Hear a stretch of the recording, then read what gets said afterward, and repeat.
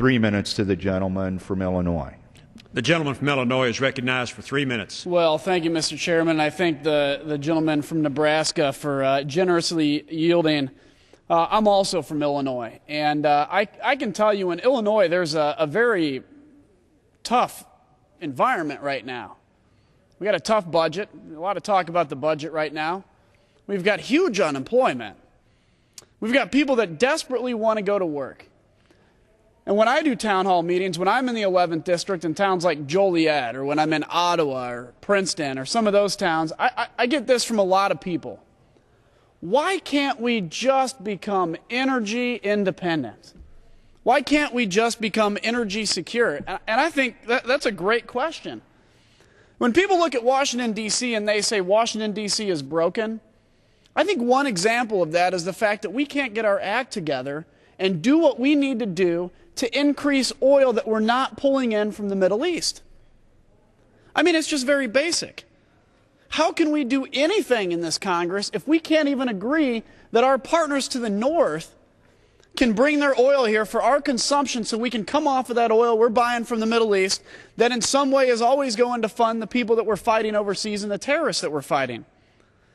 But when we talk about the Keystone Pipeline, let me ask you, what does the pipeline mean for the United States and for Illinois? For starters, it means creating more than 100,000 American jobs.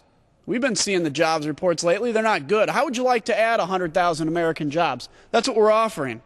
It means 1.3 million barrels of oil from our friends to the north, which means we need less oil from the Middle East, from Venezuela, and less oil from other countries that we can no longer rely on and are not friendly to the interests of the United States.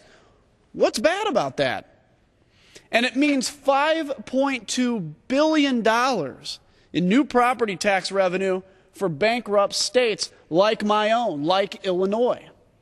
The North American-made Energy Security Act, it expedites a final decision on the Keystone Pipeline, a project that would allow millions of barrels of Canadian oil supplies to flow into the U.S. markets and requires the President to issue a final presidential permit decision by November 1st, 2001. This bill does not require the President to accept the benefits of the Keystone Pipeline. It merely requires him to make a long overdue decision on this pipeline. The State Department has at their discretion the authority to decide if the U.S. benefits from this. The fact is that someone will benefit from the oil out of Canada. If it's not the United States, it will be China, unless we take immediate action to expand the Keystone Pipeline. And it'll be American businesses, American consumers, and those that are unemployed that are desperately seeking for a job in this terrible economy who will suffer the consequences from our inaction.